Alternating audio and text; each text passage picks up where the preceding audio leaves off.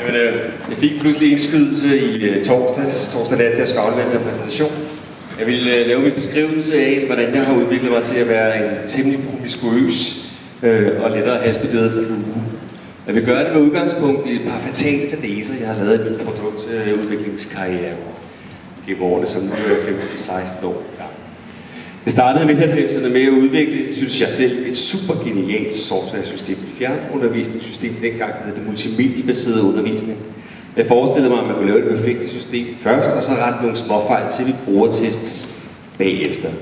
Jeg lykkedes at få udviklet noget af det mest kedelige, man overhovedet kom ud for, og alt blev droppet. Så jeg tænkte, bagefter det her projekt, i gang med noget nyt, jeg vil lave noget, der er spændende, noget, der er engagerende. Så jeg lavede en anden type udviklingsprojekt, hvor vi forsøgte at inddrage brugerne fra starten. Og i det hele taget ikke lavet noget med fjernundervisning, men noget med nærundervisning, hvor man samles med andre og får nogle fælles oplevelser.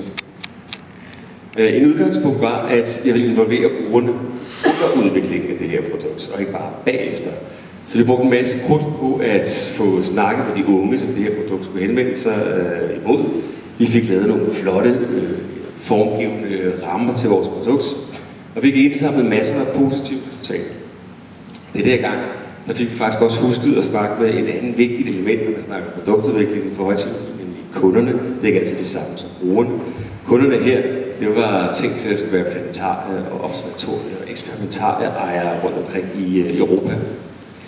Og de var glade for produktet. De troede egentlig nok, at de ville købe det, hvis de havde penge. Der var bare en ting, vi havde glemt. Det havde de bare ikke.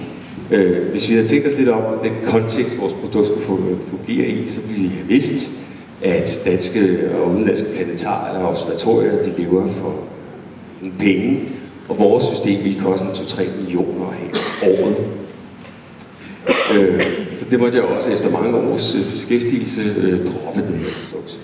Og det så bragte mig frem til at overveje gennem mange forskellige projekter, hvordan kan man bedre sikre sig at udvikle noget, specielt højteknologiske produkter, som man rammer et eller andet, som bliver en vis form for succes, uden bare at skulle gentage eller kopiere, hvad andre gør. Og nu kommer vi hen til det lidt, der har studeret. Mange af de metoder, jeg arbejder et sted, der hedder Delta. Det er en meget ingeniørtung virksomhed, halvdelen af medarbejdere er ingeniører. Jeg tror, at de fleste på, at teknologisk overlegenhed, det er det, man skal bruge for at lave et produkt, der hitter. Det er bare ikke altid min oplevelse, at det er nok, så jeg kan til vis grad være enig. Brugerundersøgelser er selvfølgelig sindssygt vigtigt, når man laver nye højteknologiske produkter.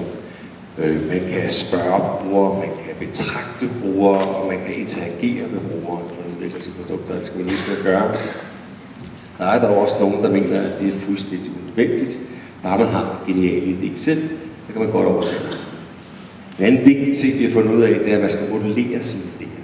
Man skal sørge for at give sine idéer form, og gerne så hurtigt som muligt. Noget af det, som brugere har problemer med at kunder, det er at forestille sig alle de abstrakte koncepter, som man som højteknologisk produktudvikler typisk kommer med. Så modellering er vigtigt. Og så er der det her med den ganske rene kreativitet. Den her gnist af en vildt fede idé, som gør, at et produkt bliver overvældende uimodståeligt. Heldigvis er det sådan, at man ikke behøver at være født med kreativitet. Kreativitet er faktisk noget, som udspringer af en måde at arbejde på. Så man kan arbejde sig frem til kreative produkter og innovation. Vi arbejder meget med co-creation. Det er jo et super plus godt ord lige for øjeblikket. Den måde, vi bruger det på, så også det er noget med, at vi kombinerer folk fra forskellige domæner, forskellige teknologiske domæner. Det kan også være brugere, teknikere og produktudviklere i almindelighed, som samarbejder om at udvikle nye idéer. Tilsammen så vælter jeg alt det her ned i en eller anden pærevælling og kalder det en form for design research og design tænkt måde, hvor man udforsker et eller andet problemdomæne, og så med forskellige redskaber og med forskellige prototyper eller skitser, som vi kalder dem, fordi vi laver dem ikke særlig færdige, og afprøvet forskellige muligheder. Så kreativitet har jo tit været betragtet som noget, som man enten er født med eller ikke er født med, men siden 60'erne og 70'erne, så har man vidst, at det mere har noget at gøre med en måde at arbejde på. Det er noget med at være åben, noget med at være lidt legende, og kombinere forskellige koncepter og forskellige folk. Det må gerne være absurd. Der kan lige så godt en karriere ud og fortælle noget omkring det. Lidt mere moderne indslag i den diskussion stammer fra Remix-tanken. Der er en fed serie videoer online, som jeg byder alle sammen til at gå og kigge på, som beskriver kreativitet som noget, man kan gøre, når man først har brugt masser af timer på at lære at kopiere de allerbedste på markedet, men så ellers begynder at transformere idéer, kombinere forskellige elementer. Steven Johnson, som også er en rigtig god inspiration omkring det her, han udvider begrebet kreativitet med at sige, at det er også noget med de her anelser, man kan have i ryggen, så man så får bekræftet, når man møder andre rundt omkring, eller på nettet, som har samme anelser, og pludselig så opstår der de geniale idéer, som vi kan gøre til innovation. Og det bringer mig så frem til min flueteori. Jeg synes ofte, at der er mange, der har lyst, når de udvikler geniale idéer, at bevæge sig som en flue på væg, og betragte alting sådan lidt fra oven og lidt væk.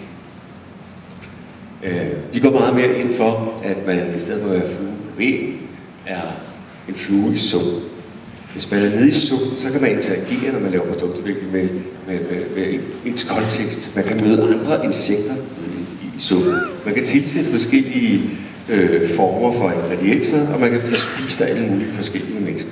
Det er en rigtig måde at arbejde på. Man kan ligesom se, hvordan ens idé påvirker den virkelighed, idéen skal leve i.